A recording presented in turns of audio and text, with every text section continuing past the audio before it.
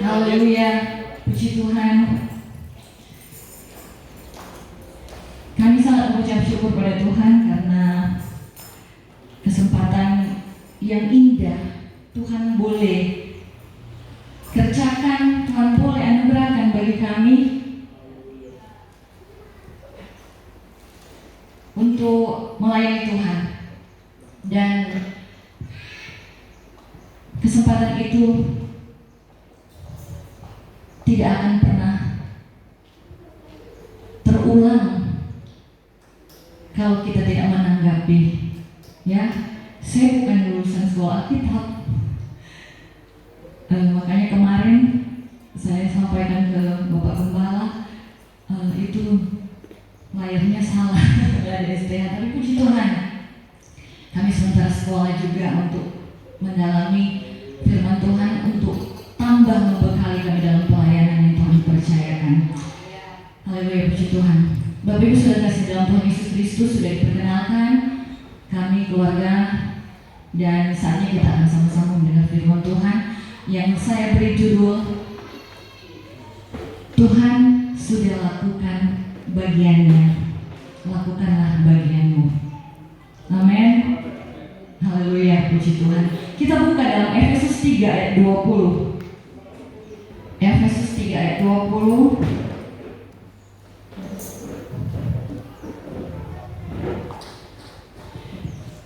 Kita berdiri dan sama-sama kita bacakan firman Tuhan ini dalam hitungan yang ketiga. 1, 2, 3. Bagi Dialah yang dapat melakukan jauh lebih banyak daripada yang kita doakan atau pikirkan, seperti yang ternyata dari kuasa yang bekerja di dalam kita. Katakan amin.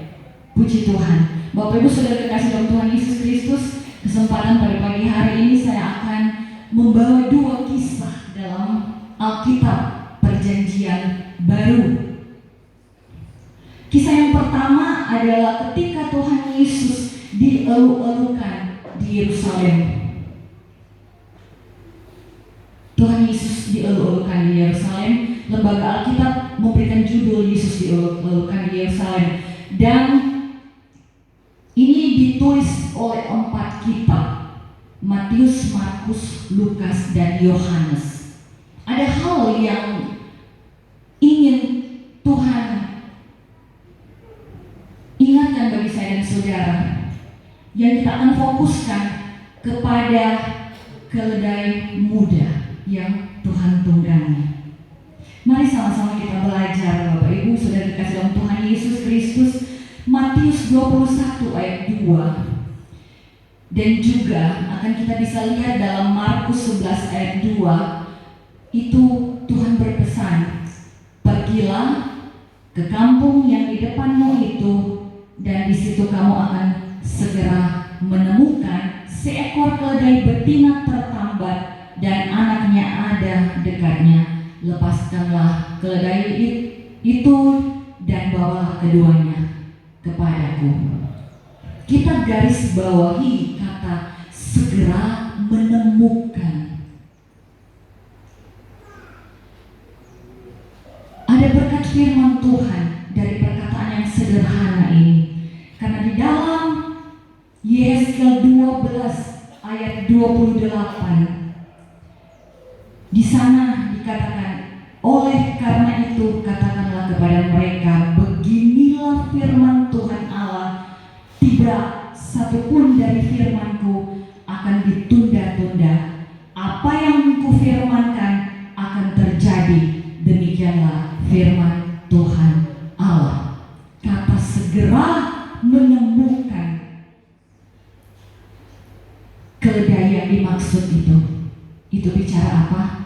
Kepastian yang Tuhan berikan bagi saya dan saudara. Ingat, pertama itu bicara tentang kepastian. Kemudian kita akan melihat dalam Matius 21 ayat 2, dengan pesan pergilah ke kampung yang di depanmu. Tadi kita sudah baca, menemukan seekor keledai betina tertambat dan anaknya ada di dekatnya. Yang kedua, di sana dijelaskan bukan saja segera menemukan, tetapi ada keterangan induk keledai dan anaknya. Kenapa ini menjadi sebuah pesan moral bagi kita semua? Ingat bahwa ketika Tuhan memakai keledai muda, keledai yang belum pernah ditunggangi dalam pembacaan yang lain, itu berarti dia masih belum ada pengalaman, masih dengan hidupnya, jelas dikatakan di sini. Nah, kesempatan firman Tuhan pada pagi hari ini, lalu mengapa sampai bawa kedua keledai itu kalau hanya ditunggangi anaknya saja? Mari kemudian kita melihat jawaban yang sederhana bahwa keledai muda itu masih sangat muda dan masih melekat dengan induknya. Dia sangat punya ketergantungan dengan induknya dan dia tidak bisa berjalan sendiri, apalagi dalam keramaian. Mari kita kemudian memahami Bapak Ibu, di dalam Yohanes 14 ayat 18, aku tidak akan meninggalkan kamu sebagai yatim piatu, aku datang kembali kepadamu. Dalam konteks Tuhan menyediakan, menjanjikan penghibur bagi saya dan saudara. Nah, mari kemudian kita memahami bahwa Tuhan senantiasa memberikan kepada kita semua orang yang percaya dan berharap kepada Tuhan ketenangan dan kenyamanan. Amin. Kalau seekor anak keledai muda itu dia berjalan tanpa induknya, dia tidak merasa aman, dia tidak merasa tenang. Demikian juga dengan kehidupan saya dan saudara. Tuhan tahu yang engkau butuhkan dalam hidupmu. Tuhan menyediakan Roh penghibur, Roh penolong, Roh Kudus bagi kita. Amin. Haleluya. Sehingga Mazmur 62 ayat 2 disitu katakan, hanya dekat saja aku tenang, daripadanya lah keselamatanku. Puji Tuhan.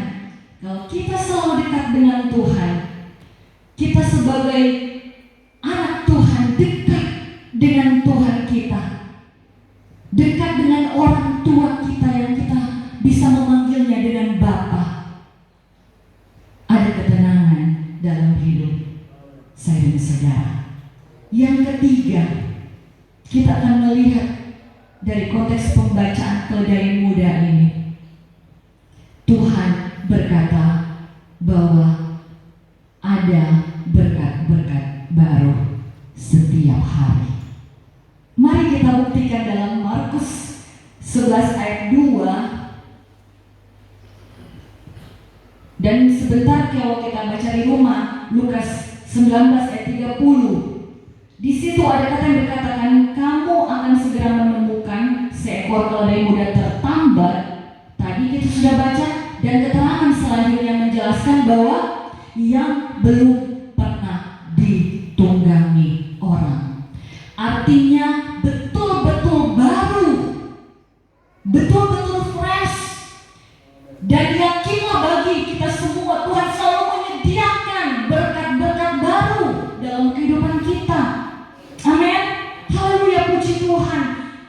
Nah, Bapak Ibu saudara kasih dalam Tuhan Yesus Kristus, ini diteguhkan di dalam Ratapan 3 ayat 22 sampai 23. Banyak kali kita lakukan ayat firman Tuhan ini, tetapi apakah itu menjadi pengalaman yang kita alami sendiri dalam hidup kita? Tak berkesudahan kasih setia Tuhan, tak habis-habisnya rahmat-Nya, selalu baru tiap pagi, besar kesetiaan Tuhan. Amin. Haleluya, puji Tuhan. Selalu baru bagaikan anak keledai muda yang belum pernah ditunggangi. Baru tiap pagi. Puji Tuhan, haleluya. Dan yang keempat kita akan pelajari dalam Matius 21 dan Markus 11.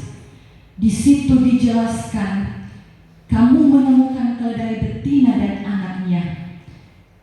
Dan apabila ada orang yang menegurnya, katakan Tuhan memerlukannya, kemudian selanjutnya Tuhan akan segera mengembalikannya.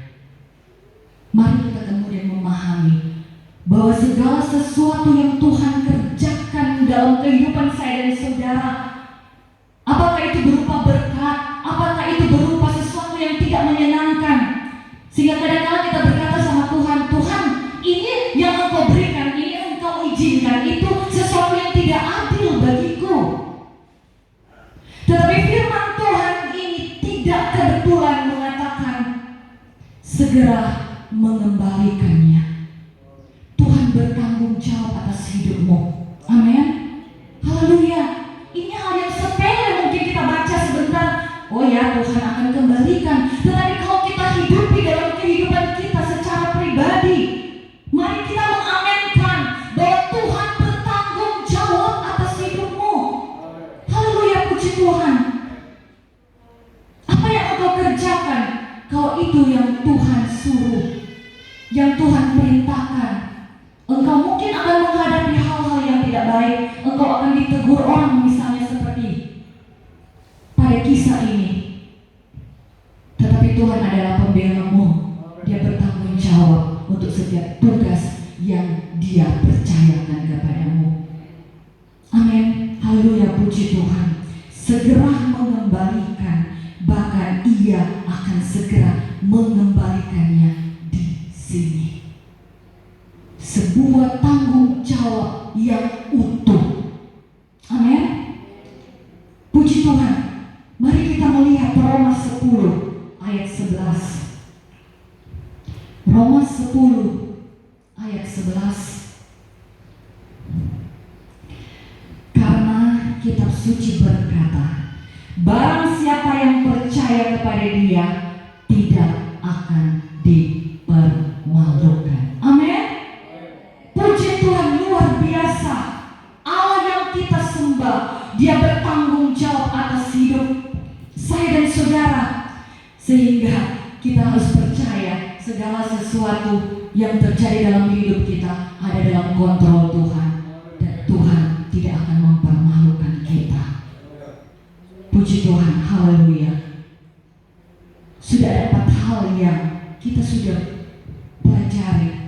Yang kelima, kita akan dapatkan Lukas 19 ayat 32. Lalu pergilah mereka yang disuruh itu, dan mereka mendapati segala sesuatu seperti yang telah dikatakan Yesus. Haleluya, puji Tuhan. Sebab di dalam 2 Korintus 1 ayat 20 berkata, sebab Kristus adalah ya bagi semua janji Allah. Itulah sebabnya oleh Dia kita mengatakan amin untuk memuliakan Allah. Puji Tuhan. Amin. Amin. Kita katakan amin untuk memuliakan Tuhan. Karena Tuhan selalu setia. Janjinya bagi kita tidak pernah terlambat, tidak pernah meleset, tepat seperti apa yang Dia katakan. Pegang terus firman Tuhan dalam kehidupan saya dan saudara. Bapak Ibu, yang kedua, ketika kita bicara tentang keledai muda, ada kisah yang lain yang sebenarnya punya benang merah dengan kejadian keledai muda ini. Kita mengingat ada seorang pembawa kendi. Waktu Tuhan mau mempersiapkan Paskah, ini tertulis dalam Matius, Markus, Lukas, Yohanes juga, ya. Semua kitab Injil ada cerita tentang perjamuan malam terakhir. Tetapi mari kemudian kita melihat lebih fokus kepada Markus 14 ayat 13. Lalu ia menyuruh dua orang muridnya dengan pesan, "Pergilah ke kota, di sana kamu akan bertemu dengan seorang yang membawa kendi berisi air. Ikutilah dia." Tetapi firman Tuhan dalam terjemahan bahasa Inggris, dalam King James Version, itu di sana lebih jelas. Saya sudah terjemahkan dalam bahasa Indonesia. Di sana ada kata, "Di sana akan bertemu denganmu seorang pria yang membawa kendi berisi air. Ikutilah dia." Ingat, bertemu denganmu seorang pria. Kalau tadi akan bertemu dengan seorang yang membawa kendi. Ini lebih lengkap, lebih jelas lagi. Malahan bukan mereka yang bertemu, tetapi yang membawa kendi ini, yang adalah seorang pria, dijelaskan datang bertemu dengan mereka. Ya, datang bertemu dengan mereka. Mari kita kemudian lebih mempelajari Bapak Ibu dalam Lukas 22 ayat 10. Di sana juga dikatakan seorang yang membawa kendi berisi air, ikutilah dia ke dalam rumah yang dimasukinya. Jadi semakin lengkap, bukan hanya ikutilah dia, tetapi ada sebuah tempat, ada rumah yang ditunjukkan dalam Lukas 22 ayat 10. Dan ketika kita mendapati terjemahannya, kalau dalam King James Version, di situ dikatakan akan ada seorang pria yang menemuimu membawa kendi berisi air, ikutilah dia ke rumah tempat dia masuk. Jadi semakin jelas, seorang pria menemuimu dan membawa engkau masuk ke rumah di mana akan diadakan perjamuan. Bapak Ibu Saudara kekasih dalam Tuhan Yesus Kristus, perjamuan malam terakhir yang dikisahkan dalam firman Tuhan sangat spesifik sekali. Bertemu denganmu itu berarti sudah ditunggu. Ya, sudah ditunggu. Kemudian apa artinya sudah ditunggu? Mari kemudian kita memahami bahwa Tuhan berjanji kepada saya dan saudara, berkat itu sudah ada di depan kita, menunggu kita. Amin. Sudah tersedia bagi kita. Kemudian spesifikasi laki-laki atau pria yang dijelaskan dalam Alkitab itu merupakan sebuah hal yang di luar tradisi. Ya, di luar tradisi. Karena kenapa? Orang Israel membawa kendi itu tidak asing bagi seorang laki-laki. Biasanya seorang wanita. Mari kita mengerti, kita perlu berbangga dengan Tuhan kita. Dia menyediakan semua di depan kita, bahkan menyongsong kita, dan dia tidak pernah menyusahkan saya dan saudara. Amin. Kalau seandainya wanita yang membawa kendi, Bapak Ibu bisa bayangkan dua murid yang disuruh itu akan kerepotan mencari mana yang, kalau misalnya tiba-tiba beberapa yang datang menemui mereka. Tetapi Tuhan kita, Tuhan yang punya kepastian dan dia detail. Amin. Jangan kita kemudian merasa bahwa Tuhan akan menyusahkan hidup saya dan saudara. Tuhan menjamin engkau dengan caranya yang ajaib. Puji Tuhan, haleluya. Dan Bapak Ibu, mari kita lihat di dalam Lukas ini yang akan menjadi rema inti pada renungan firman Tuhan pada pagi hari ini. Lukas 22 ayat 12. Lalu orang itu akan menunjukkan kepadamu sebuah ruangan atas yang besar yang sudah lengkap. Di situ kamu harus mempersiapkannya. Jadi bukan sekedar Kalau dikatakan di sini, kita lihat penjelasannya begitu rinci, begitu detail. Ruangan atas yang besar sudah lengkap. Tetapi mari kita kemudian melihat, saya kemudian terkagum-kagum dengan Tuhan kita. Ketika saya menemukan firman Tuhan ini, Markus 14 ayat 15. Lalu orang itu akan menunjukkan kamu sebuah ruangan atas, tadi sudah sama, besar, yang sudah lengkap dan apa Bapak Ibu? Tersedia. Amin. Tersedia. Nah, yang kemudian di dalam bahasa Indonesia masa kini, kalau kita melihat dari Lukas 22, kisah yang sama, ayat 13, maka pergilah Petrus dan Yohanes lalu mendapati semuanya tepat seperti yang dikatakan Yesus. Mereka pun menyediakan makanan Paskah itu.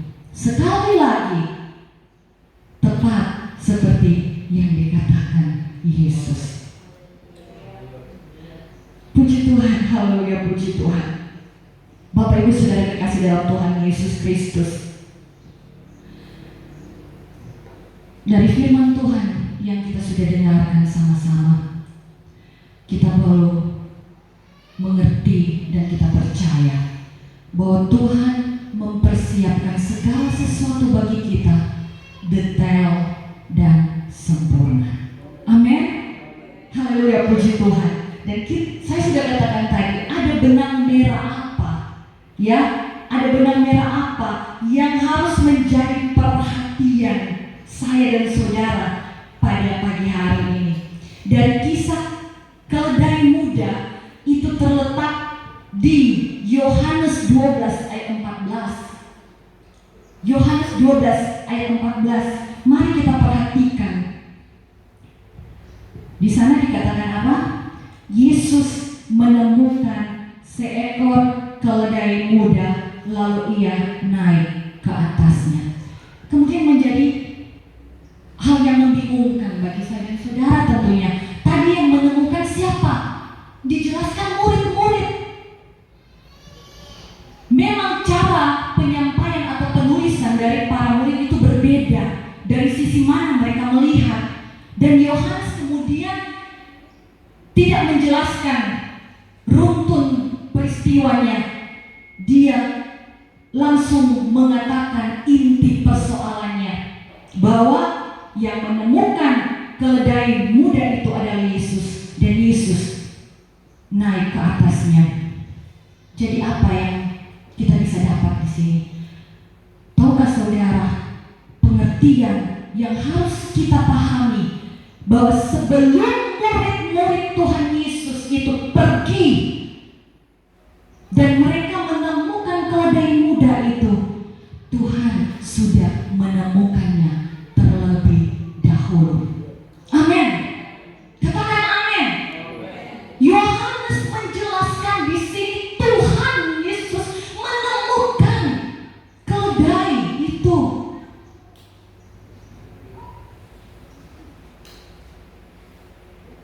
Mari kita imani dan percaya, sebelum kita menemukan sesuatu yang Tuhan janjikan, Tuhan sudah lebih dahulu menemukannya untuk kita semua. Amin. Luar biasa firman Tuhan. Kita lihat dalam Markus 11 ayat 5. Ketika mereka melepaskan keledai itu, di sana dikatakan beberapa orang yang ada di situ berkata kepada mereka, "Apa maksudnya kamu melepaskan keledai itu?" Ayat 6, lalu mereka menjawab seperti yang sudah Tuhan katakan, maka orang-orang itu membiarkan mereka. Membiarkan mereka. Tahukah saudara, ketika Tuhan bilang, ambil, lepaskan, bawa kepadaku, kalau ada orang yang menegur engkau, katakan Tuhan memerlukan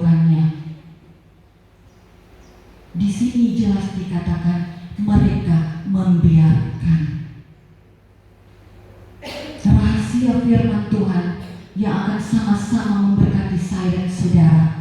Ketika mereka membiarkan, itu berarti apa?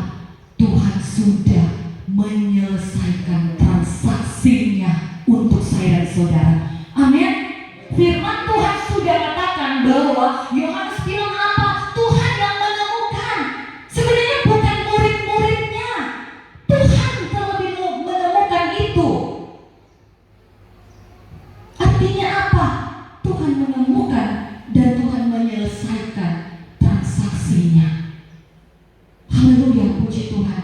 Sehingga bukti firman Tuhan menjelaskan mereka membiarkan. Jadi kalau misalnya mereka bilang, kenapa itu kamu ambil? Oh, Tuhan bilang, Tuhan mau pakai. Yang pemilik pasti akan bilang, oh itu, oh iya, kemarin sudah bilang begitu. Nanti ada murid-murid saya yang ambil. Berarti betul. Silakan. Amin. Haleluya, puji Tuhan. Jangan engkau pernah ragu akan janji Tuhan dalam hidupmu. Tuhan akan membukakan setiap jalan karena Tuhan sudah bekerja pun di masa depanmu. Haleluya, puji Tuhan. Dan ketika kita melihat hubungan dengan kisah pembawa kendi ini, Markus 14 ayat 14, dan katakanlah kepada pemilik rumah yang dimasuki oleh pembawa kendi, pesan guru, di manakah ruangan yang disediakan bagiku untuk makan pesta bersama-sama dengan murid-muridku? Ingat, ini dikembalikan lagi atau diucapkan lagi oleh murid-murid. Pesan guru begini, di mana ya ruangan yang disediakan bagiku? Kita melihat dalam Markus 22 ayat 11. Nanti di rumah bisa kita lihat. Di Alkitab kita sudah ada keterangan di bawah ayat dan di bawah judul itu, semua perikop-perikop yang sama. Kita bisa buka dalam semua kitab yang sudah diterangkan di situ. Lukas 22 ayat 11, dan katakanlah kepada tuan rumah itu, guru bertanya kepadamu, di manakah ruangan tempat aku bersama-sama dengan murid-muridku akan makan Paskah? Saudara bisa nangkap ini? Artinya apa?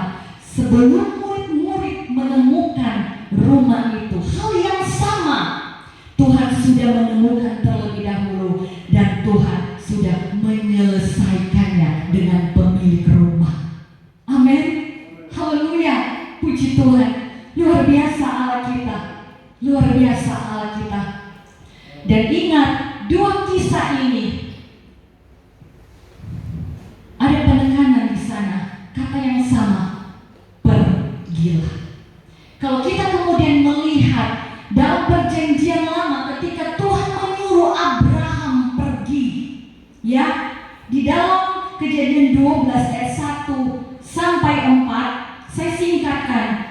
Pergilah dari negerimu dan sanak saudaramu dan dari rumah bapamu ke negeri yang akan kutunjukkan kepadamu.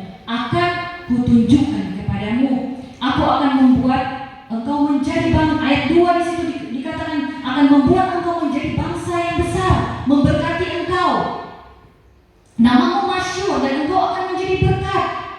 Aku akan memberkati orang yang memberkati engkau dan mengutuk orang yang mengutuk engkau. Ayat 4. Lalu apa yang dikerjakan oleh Abraham? Pergilah dia. Amin.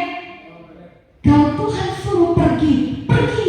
Walaupun itu belum kita tahu kemana, dengan siapa berkat itu datang, atau dari mana kita mendapatkan berkat. Sebab dalam Roma 4 ayat 3 ditegaskan kembali dalam perjanjian baru tentang kisah Abraham. Sebab apakah dikatakan nas kitab suci, lalu percayalah Abraham kepada Tuhan, dan Tuhan memperhitungkan hal itu kepadanya sebagai kebenaran. Judulnya Abraham dibenarkan karena iman. Ketika kita disuruh pergi,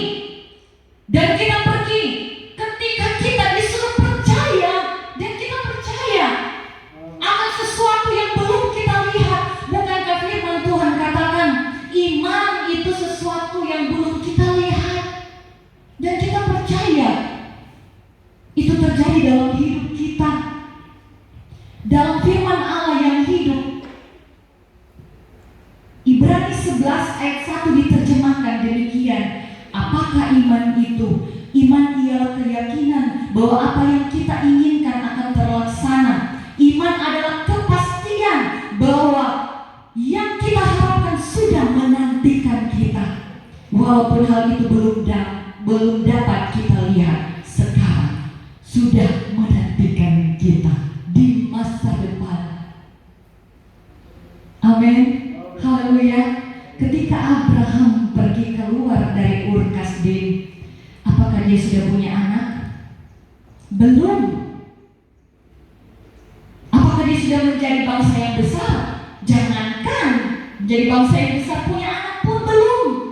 Tetapi ketika dia pergi melakukan apa yang Tuhan sudah katakan kepada dia, diperhitungkan kepadanya sebagai kebenaran, sehingga dia mendapatkan sebuah pengakuan Abraham adalah bapa segala orang percaya. Haleluya, puji Tuhan. Sebuah penghargaan yang besar. Untuk itu, ketika Tuhan bilang kepada kita, pergilah, mari kita memahami, itu artinya percayalah, imanilah semua janji Tuhan, ya dan amin dalam kehidupan saya dan saudara. Puji Tuhan. Bapak Ibu Saudara terkasih dalam Tuhan Yesus Kristus, kita sudah diberikan 6 hal yang sama-sama kita pelajari. Pertama, dalam Tuhan itu ada kepastian. Kedua, dalam Tuhan ada ketenangan dan keamanan. Dalam Tuhan selalu ada berkat-berkat baru. Yang keempat, Tuhan tidak pernah mempermalukan anak-anak Tuhan yang berharap dan percaya kepada Tuhan. Dan yang kelima, menikmati janji Tuhan. Haleluya, puji Tuhan. Dan ketika kita kemudian melihat benang merah itu, bahwa Tuhan yang mempersiapkan segala sesuatu detail dan sempurna. Haleluya, puji Tuhan, haleluya. Ketika Yesus menyuruh murid-muridnya untuk berbuat bagi dia, tetapi sesungguhnya itu sudah dia siapkan untuk murid-muridnya sendiri. Dalam hal apa? Bukankah ketika perjamuan itu terselenggara, yang makan dan minum bersama-sama dengan Tuhan, menikmati berkat perjamuan terakhir itu adalah murid-muridnya? Amin. Tuhan melayani murid-muridnya. Dia membagi-bagi untuk murid-muridnya nikmati. Dan hal yang sama ketika kita mengerti, begitu Tuhan menunggangi seekor keledai muda, murid-muridnya ada di belakang dengan berjalan kaki mengiring dia. Siapa yang injak baju-baju, pakaian-pakaian dan daun-daun palem itu? Bukankah murid-muridnya? Amin. Ketika Tuhan perintahkan kita untuk percaya, jangan pernah ragu. Tuhan menyediakan segala sesuatu itu indah pada waktunya dalam kehidupan kita. Kita yang makan dan minum, kita yang injak dan nikmati segala kemuliaan. Puji Tuhan, haleluya, puji Tuhan. Tetapi ada satu syarat, yaitu pergilah. Percayalah, semua Tuhan sudah bereskan. Dan seperti judul firman Tuhan kita tadi, Tuhan sudah lakukan bagiannya, lakukanlah bagianmu. Kita bacakan sebagai penutup Efesus 3 ayat 20 sebagai ayat pokok kita secara lantang dan bersama-sama. 2, 3. Bagi Dialah yang dapat melakukan jauh lebih banyak daripada yang kita doakan atau pikirkan, seperti yang ternyata dari kuasa yang bekerja di dalam kita. Sehingga Roma 28 ayat 8, kalau saya tidak salah, Allah turut bekerja mendatangkan kebaikan. Dan ada firman Tuhan yang lain katakan, hari ini kita boleh melihat Tuhan bekerja dalam hidup kita. Puji Tuhan. Mari saya undang musik dan pujian singers. Saya terberkati dengan pujian sebelum kita masuk dalam pemberitaan firman Tuhan. Ku percaya janjimu ajaib. Amin. Haleluya. Saya juga percaya itu